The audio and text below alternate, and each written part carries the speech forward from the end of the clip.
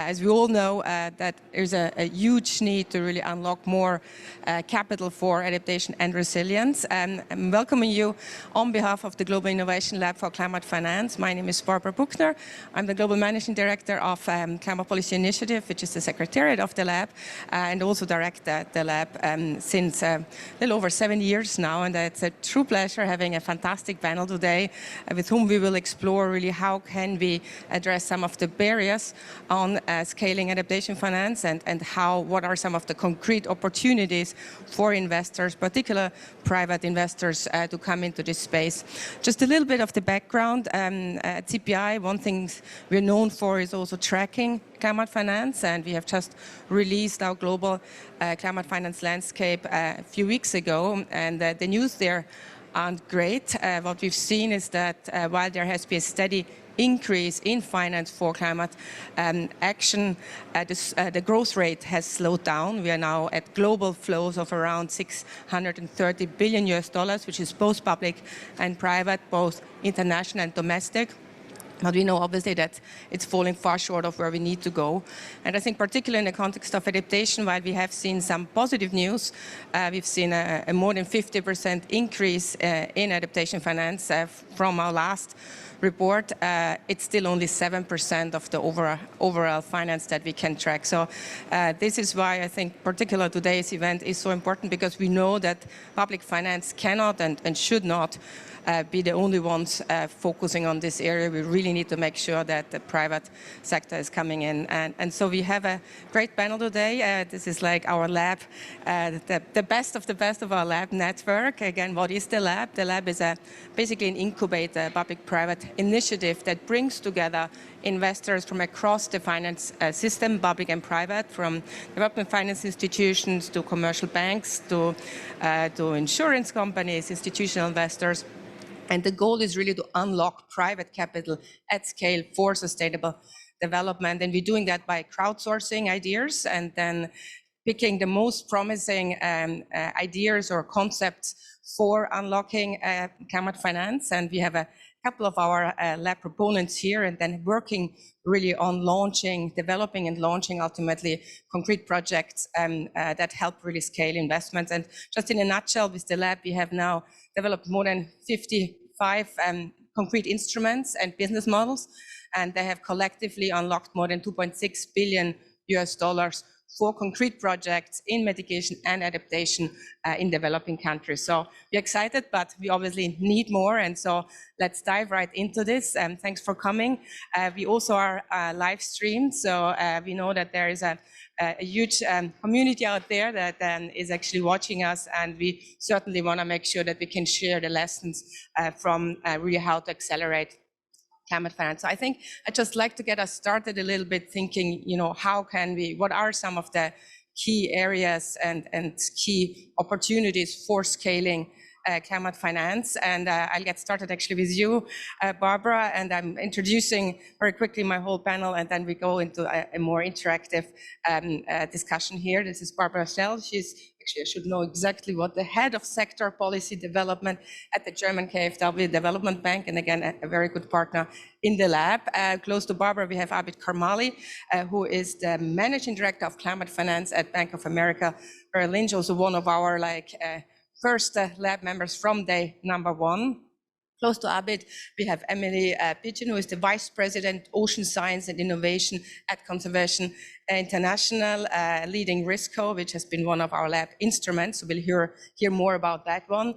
And close to Emily, we have Ron Douglas, who doesn't need any introduction, is the head of Climate and Resilience Hub at Willis Towers Watson, and again, also one of our long-standing lab members from day number one. And close to Ron, I'm very happy to have here also another partner from our particular Brazil work in our Brazil lab, which is Nabil, just make sure, Kadri, who's the Chief of Environment and Amazon Fund at the Brazilian National Development Bank, BMDES. So Nabil, it's wonderful to have you. But again, coming back to Barbara, and let's get us started with your thoughts on what can we do and what are you doing in this context. Okay, thank you, Barbara. Thanks for having me on this panel. I'm delighted to comment a bit from the perspective of a public sector development bank. We are KfW, the German government-owned public development bank. And our mission is to generally improve the livelihoods of people around the world in our partner countries. And for the adaptation space, you mentioned it is difficult to actually mobilize capital because to find business models who offer a return is more difficult than in the mitigation space. So what do? We provide grants for programs which also have an adaptation impact. And also we provide equity for funds which support private sector business models and absorb risks. So that's also what we can do as a public sector bank. And we have supported one of your babies in the climate lab Craft.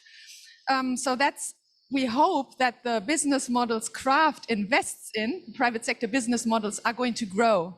But of course, that's a hope, and that will not bring us to the billions per se, because budget funds are limited. So we need to tap on other sources. We need to tap on private sector, but also on other sources like philanthropists in order to achieve much more.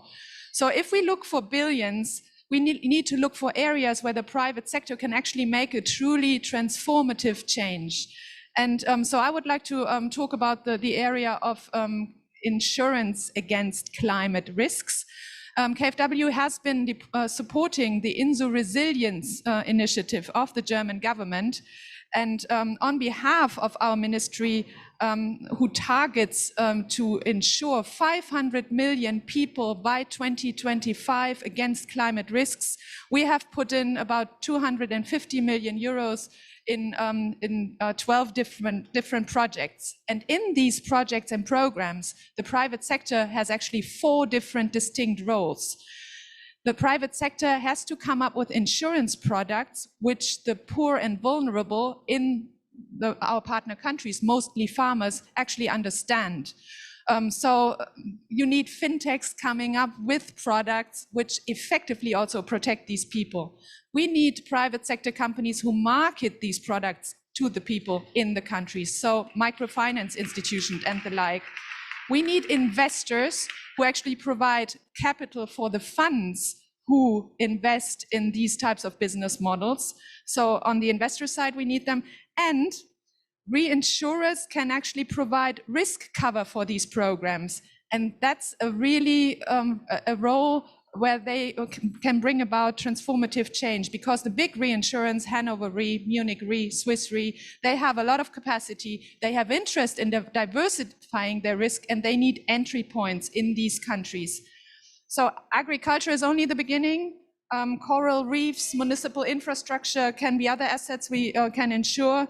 And this could bring about true transformation. And we as public sector development banks, we have a responsibility to put on structures to bring all these stakeholders together so that they can play their role. Thank you. Thank you so much, Barbara. And I think a very powerful start into the discussion here, really thinking big about our programmatic ways. How do you get to transformation? How do you get to scale? And really, what is the specific roles of different players there? And again, I think development finance institutions have a huge role to really kind of make sure that we have the right structures in place. But as you said already, I think lots of components, which I think we will be diving into this discussion here. Private sector needs to come in more. Bank of America has been obviously a leader in this space. I'd love to hear a bit from you a little bit more, blended finance strategy that Bank of America has, and maybe also some reactions already to what Barbara has been laying out here. Yeah, thanks, Barbara. It's great to be here as well. So, blended finance is a part of Bank of America's climate strategy. It fits in within our $1.5 trillion 10-year capital deployment commitment over the next 10 years. The other components, of course, would be the net zero by 2050, and basically integrating climate risk into our pricing decisions. So those are the 3 pillars. On the capital deployment side, I would agree with the comments so far that investing in mitigation has been far easier for us. I don't have the exact percentage, but I'm fairly sure it would be 95+% of the various billions that we've deployed to date has been in the mitigation space. But the joy of working with the lab specifically and the partners in the lab, the multilateral development banks, the DFIs, and the other interested private sector parties, is that we can essentially co-collaborate, co-create some of these instruments together. It's great that it's crowdsourced. We get the best of the best ideas that are out there, and we're then able to help these ideas come to fruition. So the lab has been very helpful to us in improving the dialogue on what is possible. It's informed the structures of some of the investments that we then take forward, and it brings us new possibilities. So, for example, I'll tell you an actual anecdote. I learned of the Insure Resilience Fund from being at a lab meeting in Frankfurt, which KfW kindly hosted. Bank of America had launched its blended finance pool, and one of the areas that we were looking to invest in was climate resilience. So lo and behold, we are one of your investors. And Barbara has already explained all the tremendous impacts that fund is having. So that's a great example. Thanks so much, Abed. And again, I think this networking and just bringing together the different actors from across the system is so important. I think we all hear how important it is to kind of bring in also more the subnational actors. And I think really making sure not only from the private sector, but also from the public sector, how can we make development finance more effective going forward, and how, what is it that the private sector can do? But certainly the networking and the dialogue basically through the lab, I think for us also has been very impactful. But I'd love to come to you, Nabil, actually on the very other side now. Again, I just talked about, I think, the importance of subnational actors. I think we see in our work, again, that 75% of all climate finance flows are raised and invested in the same country. And so BMDES, obviously a very important national development bank. Love to hear just your thoughts a little bit on what you feel your role is here. So, if the mic is working. Now it's okay? Okay. Barbara, thank you for the invitation for this panel. For us, it's a pleasure to be here with partners, long-time partners. As you know, BMDES is the Brazilian Development Bank, as KfW. We are all public and in a developing country, a big one and a complex one. So we have two big objectives as a development bank. The first one is how to support the growth and development of the country. And the second one is how to accelerate the achievement of the goals of the public policies. This is an important issue for development banks. We are the hub between the public policies and the private sector. We can assure structural signs for the market, for example, and we can mobilize resources from outside of the country to inside of the country to spread it to the public and the private sector. So BMDES has been working for a long time in climate, financial climate. We are, our unit, environmental unit, lasts from the Rio 92. So we have more than 30 years working on this issue there. And I can say we can divide it in 4 pillars. The first one, we are working a lot on management.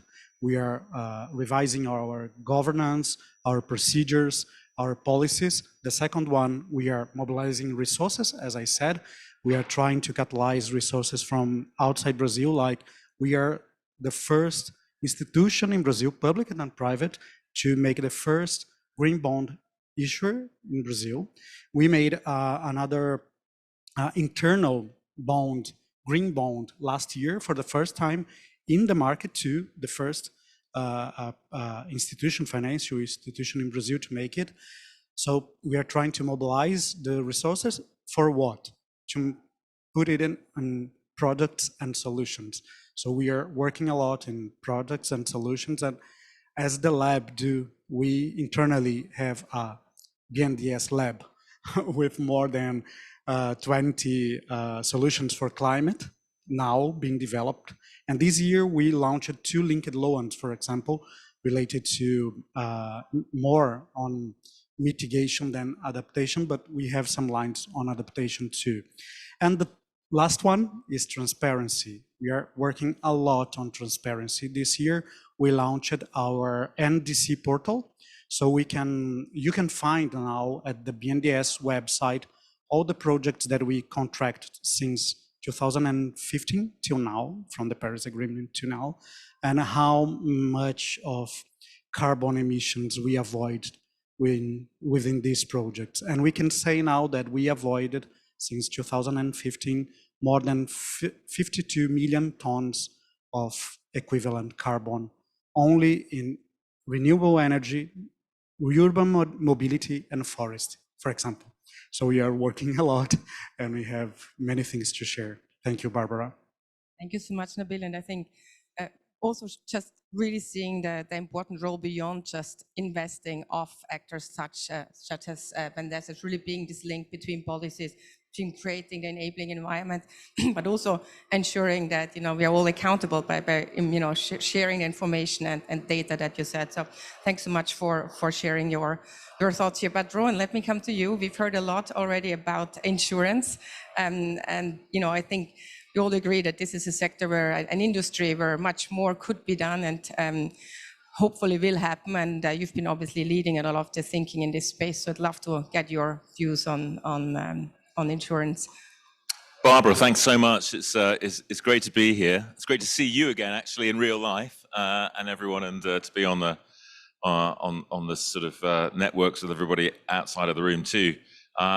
Yeah, I mean, so much is happening, and picking up on Barbara's intervention earlier from KfW, the last 3 or 4 years has seen an absolute revolution in the innovative, practical integration of insurance thinking and insurance techniques, not just actually risk transfer, but all the modeling, all the greater understanding that actually insurance is often a form of governance. It access to the risk pool is driven by a set of disciplines that allow the risk pool to be sustainable. So it's really great to see this level of innovation that KfW and BMZ and others have really driven. It's been a privilege with a group called the Insurance Development Forum, which is working more and more closely with CPI to build these things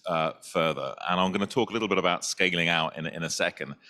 And just picking up, we've also been not just Willis Towers Watson, although we've been playing a leading part in pioneering work with groups like Conservation International, some work we did funded by the GEF, which was launched just this summer in Papua New Guinea and Fiji to protect coastal communities and ecosystem assets when typhoons come through. I mean, there are ways to protect coral reefs, and one of those things, amongst other things, is to pay people not to fish for a couple of years. So all sorts of things that can be done. So at a separate meeting today, there's a lot of work being discussed around a big initiative called the Coalition for Climate Resilient Investment to basically integrate physical climate risk into the very DNA of infrastructure cash flows, so that ultimately risk is accounted for, resilience is then valued. Because the brutal truth at the moment is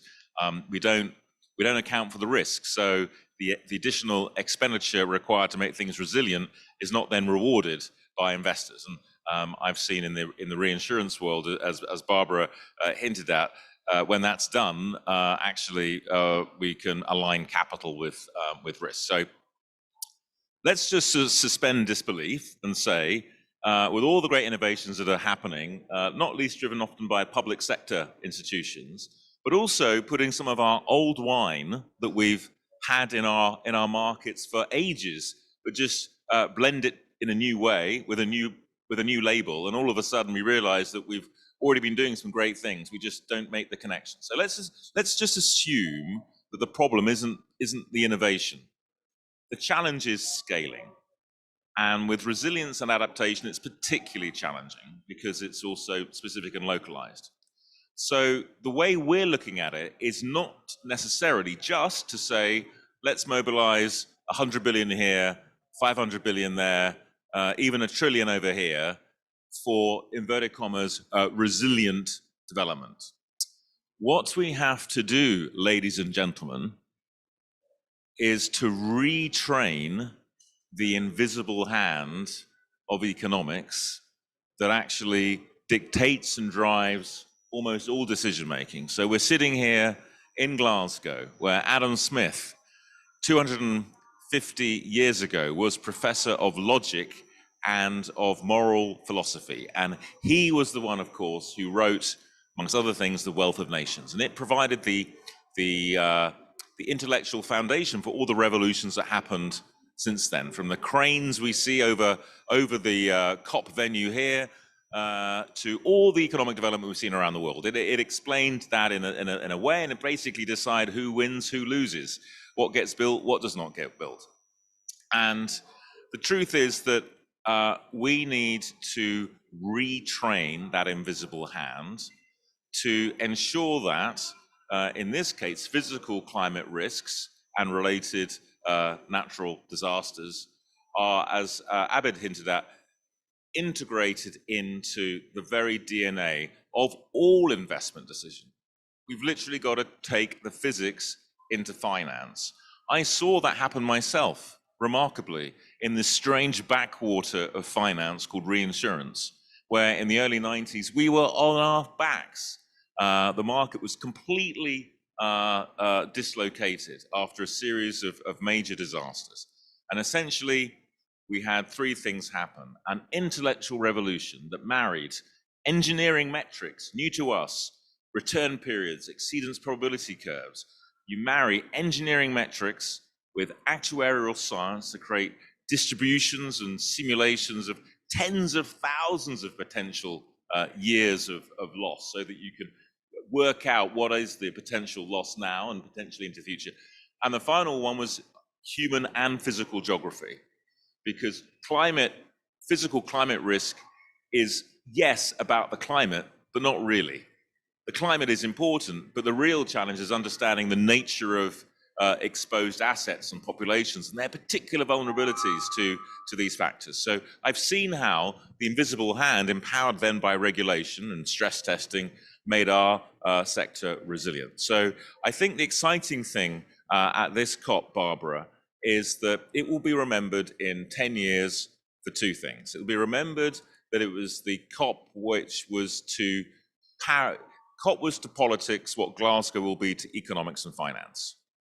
When we say Glasgow in 10 years' time, people will just remember that was the time that mainstream finance declared the beginning of the end of the fossil fuel economy, just as we remember Paris of 200 countries. The other thing that will be remembered is that this was the COP that resilience, adaptation became no longer the poor relation, and it's entered the mainstream. And I hope, Barbara, that when we meet for the next big COP in 5 years' time, we have an entirely different informational ecosystem where physical climate risk becomes an input to credit risk, and ultimately we will then literally cure this pandemic of climate fragility and embed resilience and save millions of lives and billions of dollars in the years ahead.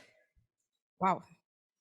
Rowan, I think you certainly convinced me that there is a bigger change that is happening, that needs to happen. I think let's all be part of it and make sure that every one of us plays a role in really highlighting how can we do that, how can we retrain the invisible hand. I haven't thought about that one that much yet, but I think certainly it's something that by learning from each other we can work towards doing.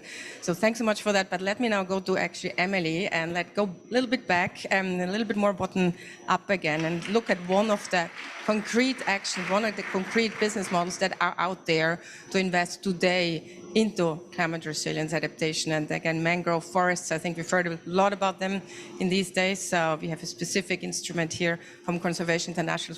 Love to hear more about that. Thanks, Barbara. It's really good to follow Rowan and this idea of retraining the invisible hand. I have one more sort of element that I want to retrain the invisible hand of investment, and that's really to be thinking about nature-based solutions.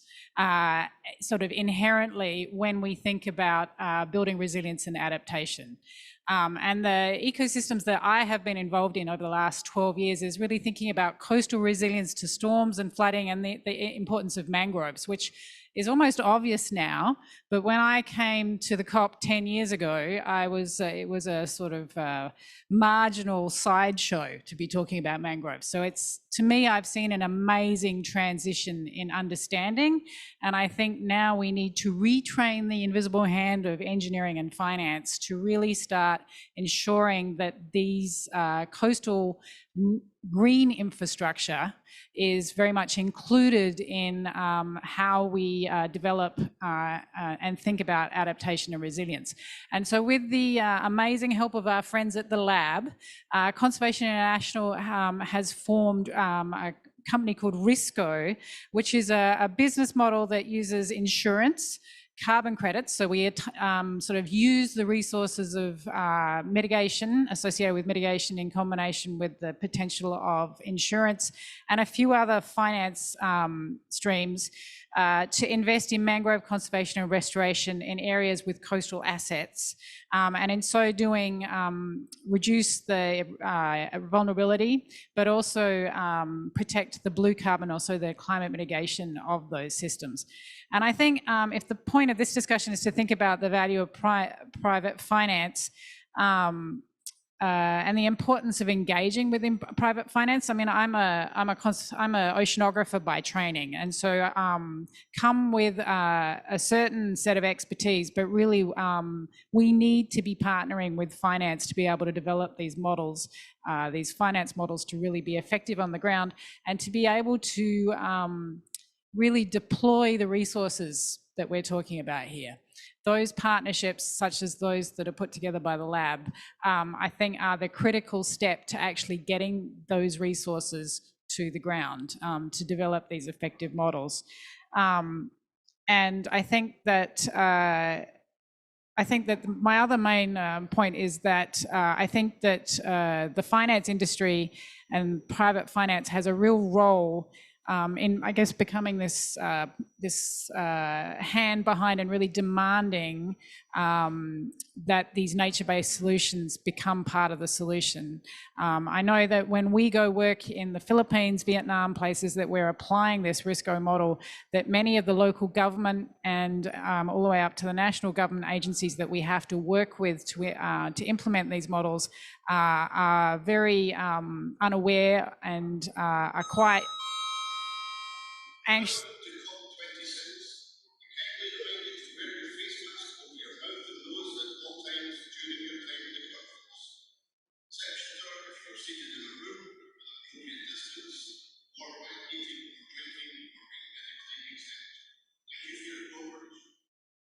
I'll put my mask on in a minute. Where was I with this? But I think that we get a lot of resistance from old school government agencies that are necessary to fund and to regulate these types of solutions. And so I think if private finance can be putting pressure on from the other side, I think that will expand the potential of these solutions. It's a great point. Thanks so much, Emily, and thanks so much for sharing one of the specific business models, again, that are in this space. And again, I think I do want to make the point through the lab, but not only. I think all the other initiatives we heard till now from the panel, there is a pipeline. There are opportunities out there. It's still challenging. You got to get the costs down, but I think there is an emerging awareness of that this is some, the opportunity of today, not only of tomorrow. So I think that's really important. I'd like to get to another lab, maybe one from Brazil, where we actually have been, from the oceans now to agriculture. So important, thinking about how can we use degraded land to really also focus on the nexus between sustainable ag and food systems, which I think is another area that we've heard a lot about. So very happy to have here with us Jose Bugas, who is the partner and head of ESG and agribusiness at Brazilian GBT Credito. And you're going to talk more about SAF, I guess. First of all, sorry for the delay. I think there are two certainties every COP. The food's bad and the lines are long. So sorry, I was stuck the security check. But it's a pleasure for us to be here, demonstrating a little about what Brazilian agriculture, how it can reinvent itself using granite. And SAF is exactly that. When we developed SAF, our major concern was about integrated pastures. More than 20% of all of our cultural lands in Brazil are integrated pastures. And when you think about the pressure on the native biomes, the better way to diminish this pressure is repurposing those integrated pastures, converting them in better usage, such as agroforestry or low carbon agriculture. That's what we are doing with SAF. SAF was accelerated by the lab, and we are very proud of that. And we are launching the SAF facility on the next trimester with the new legislation, Brazil of Fiagro. So it makes it very easier for us to use the financial mechanism to really reach to the final farmer, to the producer. And the SAF is based on the behavior of the farmer. We think that we at the financial sector, we are terrible creating new things. We are not good creating new things, but we are wonderful to find the new angles to do something different with something that really exists. So with SAF, we see a behavior of the producer, of the Brazilian farmer, to use credit through cooperatives, through different credit streams, unorthodox credit streams. The minority of the Brazilian farmers use banks, use the traditional subsidized federal government credit lines. They use expensive credit lines from cooperatives, input providers, and others through a mechanism called barter, in which they exchange the crop for inputs.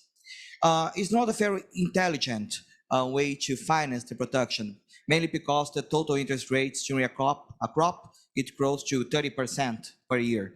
So it's extremely expensive for the producer, and it's very short term. When you think about the recovery of the integrated pasture or the beginning of a regenerative agriculture, you depend on long-term credit. You depend on longer amortization periods and longer grace periods, and that's not something that we have in Brazil. Our investors are very short-sighted. They want the fast returns and the maximum profit, though they are not so much interested in impact. So the best way to change that was change the way of how to provide credit. So the SAF is a blended finance platform. We are engaged with international investors such as AgriFree and Rabobank and others, using them as catalytic capital for local investors, because we want to create the culture of long-term investments and impact investment in Brazil. The mechanism is used by a cooperative, and that's a way to give us the economic and legal safety to do the investments. If we're investing directly to the final farmer, to the individual farmer, it would be much more expensive, much more riskier, and with much less impact. When you go through a cooperative using a channel that the farmer already knows and trusts, we are talking about a cooperative with 14,000 farmers. It's not a small cooperative. And this cooperative is already the credit provider for this farmer for the last 50 years. Why to invent something new? It's much better to occupy and transform this cooperative and all credit lines provided by this cooperative.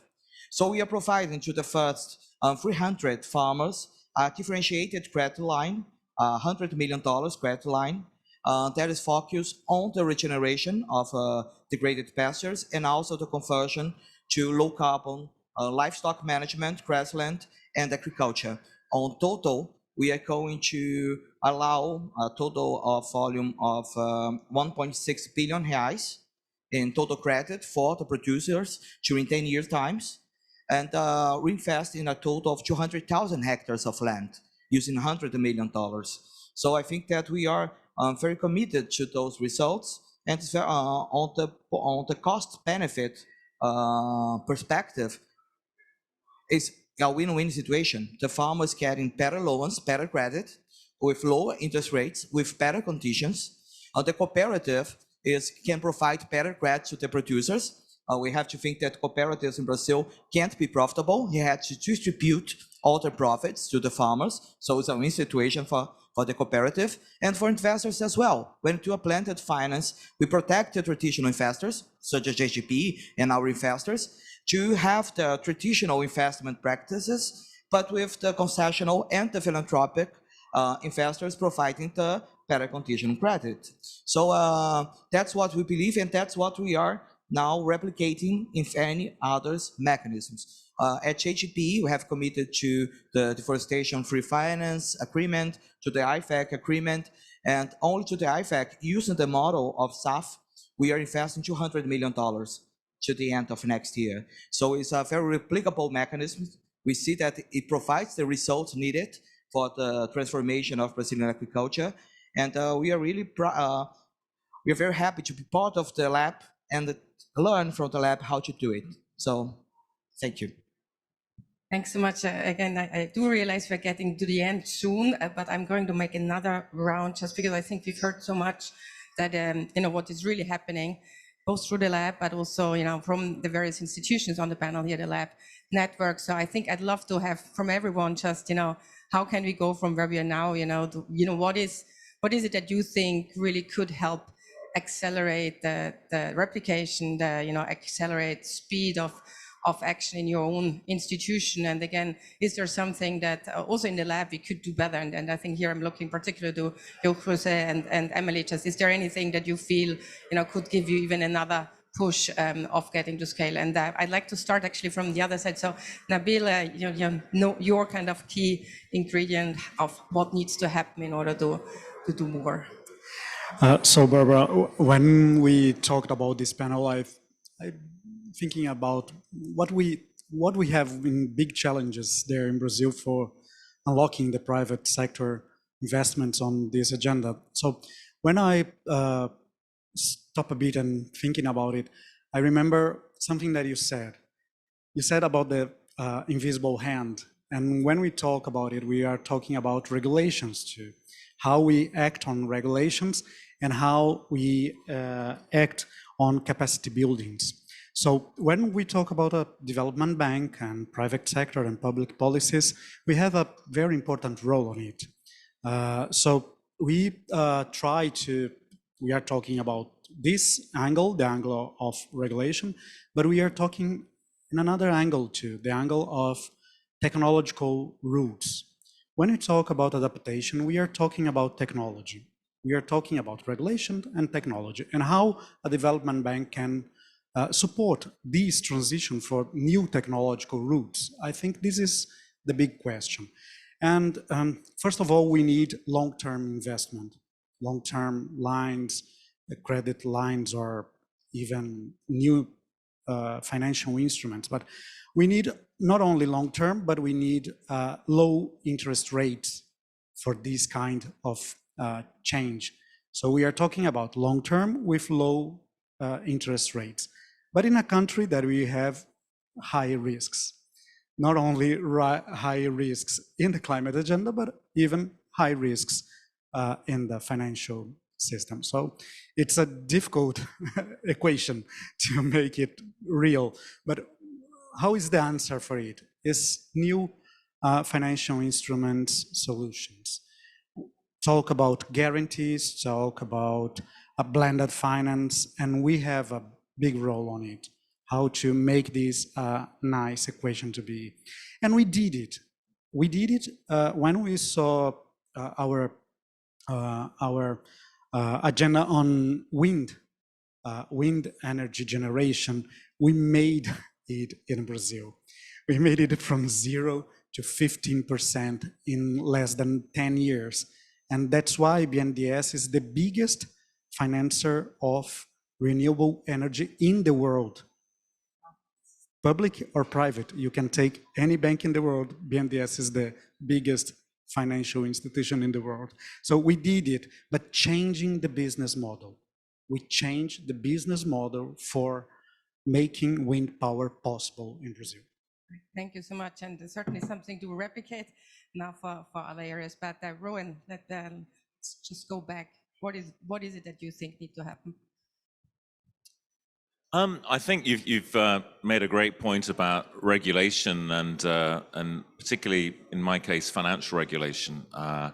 We had a colleague from the Financial Stability Board of the G20 come at a roundtable here in Glasgow a few days ago to really draw together the alignment between, if you like, the global climate risk management processes and the global financial regulatory risk management processes, which are coming quite close together. And there's a great report that's just been published by the Cambridge Institute of Sustainability Leadership called Risk Sharing in the Climate Emergency. And they brought together over the last year or so a remarkable group of regulators from around the world to identify 20 very specific mandates, existing mandates or new ones that need to be developed to help accelerate the, it's a big focus on resilience actually, as well as net zero and a just transition.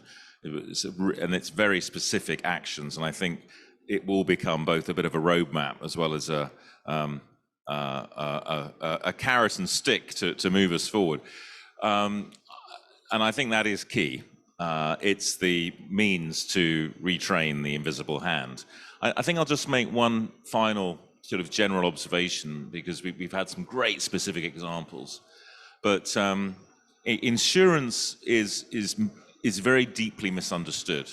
We often think of insurance as an industry or a set of risk transfer products. It is not. Insurance is an institution of societies, like the market or diplomacy. All insurance is a means through public, private, or mutual and cooperative mechanisms for communities to come together and to protect what they value and to mutualize or share the risk of excess events, and essentially to make a risk pool, whether it's our national health systems, whether it's a reinsurance platform like Munich Re or Swiss Re, as Barbara mentioned. That pool has to be sustainable through a set of rules and regulations. We cured a previous plague of urban fire. If we were having this conversation 150 years ago, the city of Chicago would have just burned down. And urban fire was the scourge of millennia. But as cities had grown, they became even worse. And people think, well, how are we going to do this? So they went to ask for insurance. The investors said, we need insurance. And the insurers came back after 2 years and said, you can have your insurance, but you need your building codes and your zoning laws and your fire departments. And we won't give you insurance unless you do these things. And the investors said, you can't have the capital without insurance. In 50 years, urban morphology in Europe and North America was transformed through the little details in insurance contracts. And we will cure the pandemic of fragility through that same approach. So that's my lesson, let's think about finance and insurance in a much more constructive way. Extremely helpful. Thanks so much, Rowan. Emily, over to you. I think I have a very similar comment, just looking from the bottom up, which is, I think that the single biggest issue we have is scale, and the chasm that we look at is between the resources that come at scale, and that at the moment most of the implementation is very small scale, and it's not obvious how to get to replicate that. And I think it's this creating and transferring the structures, whether they be the insurance structures, the regulatory structures, or otherwise, to mainstream and normalize resilience. And in my case, I would love to see these nature-based solutions be one of the things that is just automatically thought about when infrastructure or any sort of problem is being addressed. So, thanks so much, Emily. Abid. Yeah, I want to build on that, Emily, because when we look at investments, whether it's mitigation or adaptation, it's really 5 core elements that we're looking at. What's the risk? What's the return? What's the impact? What's the liquidity? In other words, can you get in or out of the investment? And what's the scale? And adaptation is, the challenge is really scaling it. And that's why Article 6 I'm led to believe, is bogged down in part because of issues around, wanting to use the mechanisms to increase the share of proceeds to transfer more funding to adaptation. It's a very topical issue, and for obvious reasons. There are very, very vulnerable countries who feel that the provision of adaptation finance is woefully insufficient. So here is my request, Barbara, and Nabil potentially. I think adaptation mechanisms suffer from an inability to identify where to go for that concessional junior type capital. So why not, Barbara Buchner, have CPI pull together all of the ODA, DFI, MDB, philanthropic capital into a one-stop adaptation shop. And pre-pandemic, folks like Emily and others had to traipse around the world, spending probably 6 months to a year meeting with so many different organizations, trying to figure out where can I go for that funding. So let's have one stop, a whole series of committed donors and others who are willing to invest and help lever up capital from the private sector to get adaptation at scale. Great suggestion, and certainly something concrete that comes out from here. So thanks so much. Barbara, what do you think about that? Yeah, that's this one-stop shop idea is, of course, very, it makes a lot of sense if you think about it. No? With the ecosystem we have a long way to go, but we should work on more pooling of efforts. I have another wish, because you were asking for wishes, no? And visions.